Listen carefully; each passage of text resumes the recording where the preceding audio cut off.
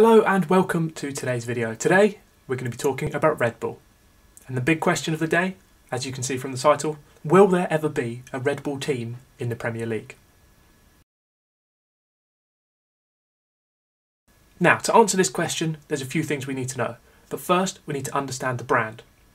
Red Bull was created by Austrian toothpaste salesman Dietrich Mateschitz and his co-founder Chaleo Uvedaya. And the original aim of Red Bull was to keep the Thai lorry drivers awake whilst they were travelling hundreds of miles across Thailand.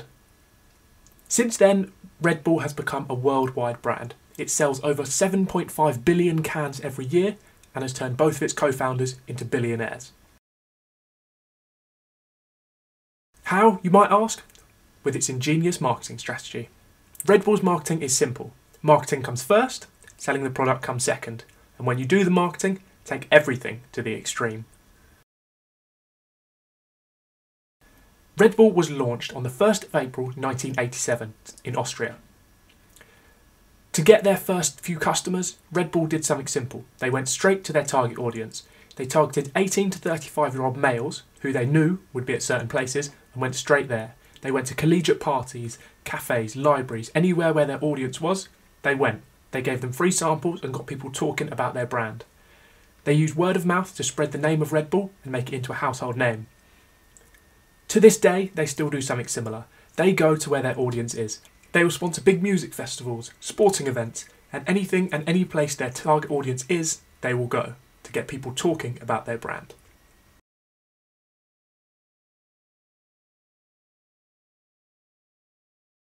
Now, there are three main ways that Red Bull attracts their target audience. The first one is publishing content, whether that's via multiple social media channels such as YouTube, TikTok or Facebook. They get their brand out there and get people seeing the Red Bull logo and the Red Bull brand. The second way is by massive publicity stunts, with the likes of Felix Baumgartner and his space jump, or any other big events that they can sponsor. The third thing they do is sponsor or create events. They sponsor the likes of multiple F1 teams, sponsor all extreme sports and the athletes that compete.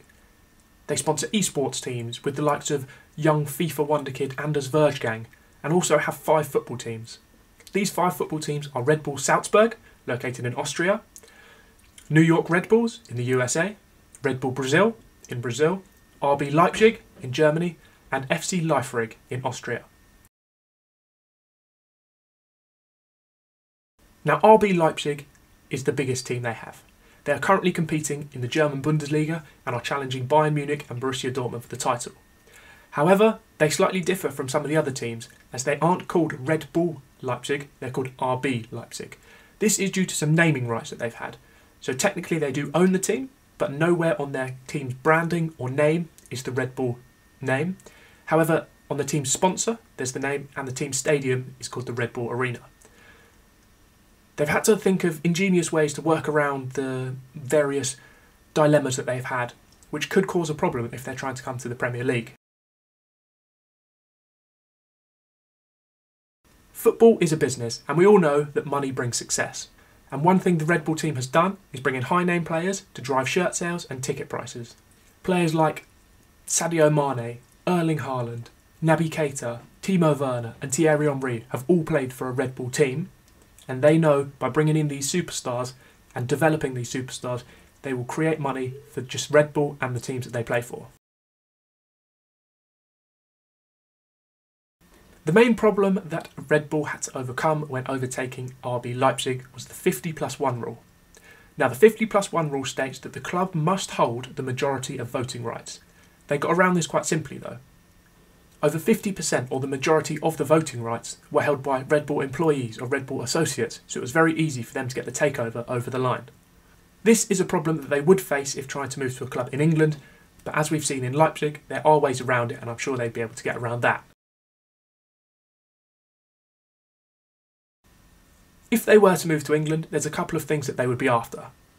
They would want a team in a big city with lots of fans. So the likes of London, Manchester, Birmingham, Newcastle would all be places that they would target. However, they wouldn't want to be in the centre of the city. They'd want to be just on the outskirts or just outside the city, so they have space to build a big, massive 30,000-seater stadium. So places like MK Dons, Leyton Orient, Wimbledon, Barnet. They would all be good places for Red Bull to target, as they're just outside of big cities.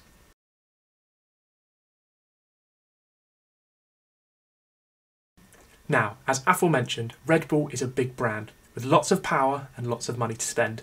But the one thing that English fans hate is people buying success. We've seen it recently with the likes of Salford City buying their way through the leagues, or the likes of Chelsea and Manchester City buying the Premier League.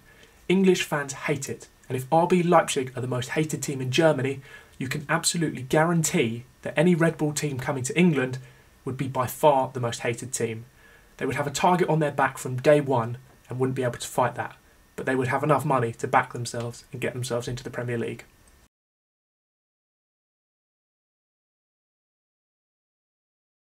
Now, if Red Bull were to come to England, I don't think that they'd go straight for the Premier League. I think they'd go for a 4th or 5th division side, so a League 2 or National League side, and work their way up, similarly to how they did with Leipzig. Leipzig were a 5th tier German side, and they've promoted them all the way up to the Bundesliga and are now challenging for the title. As I've already mentioned some teams, MK Dons was approached by Red Bull, but the owner turned it down as he didn't want to see the club turn into the most hated team in England.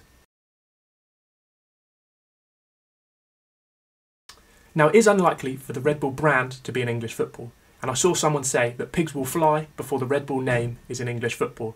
However, you do have to remember that there is a certain energy drink that gives you wings, so you can't say never. I hope this has been an interesting video and an interesting insight into Red Bull possibly becoming a Premier League team at some point. Big thank you for watching, make sure to like, subscribe, and I'll see you next time. Goodbye.